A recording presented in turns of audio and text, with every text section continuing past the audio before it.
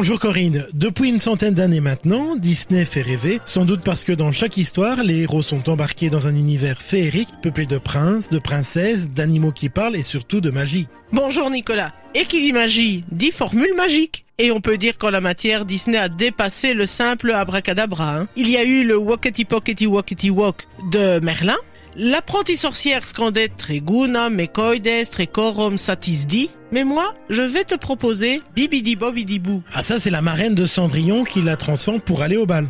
C'est une première chez Disney. La fée marraine est pour Cendrillon une sorte d'incarnation de l'espoir. Ce qu'elle exprime quand elle s'adresse à la jeune fille en lui disant « Si tu avais perdu tout espoir, je ne serais pas là. » Et pourtant, regarde. Oui, un soutien finalement, ce que n'avait pas Blanche-Neige. Effectivement, Cendrillon est la deuxième princesse dans la liste des classiques Disney et est une sorte de version évoluée de Blanche-Neige. Oui, parce que Cendrillon sort en 1950, 13 ans après Blanche-Neige. Pourquoi autant d'années entre les deux princesses ? Avec Cendrillon, Walt revient après une dizaine d'années à un vrai long métrage. Il signe donc la fin des compilations produites dans une période de conflit. Voilà enfin le retour à l'adaptation d'un conte de fées. Et pour cela, Walt va se tourner vers une histoire qu'il a déjà adaptée. Ah, parce que le film de 1950 n'est pas la première version de Cendrillon. Il faut remonter à ses tout débuts. En 1920, Walt Disney a 19 ans et devient dessinateur de courts-métrages publicitaires dans une petite firme de cinéma. Passionné par l'animation, il propose à son patron, Frank Newman,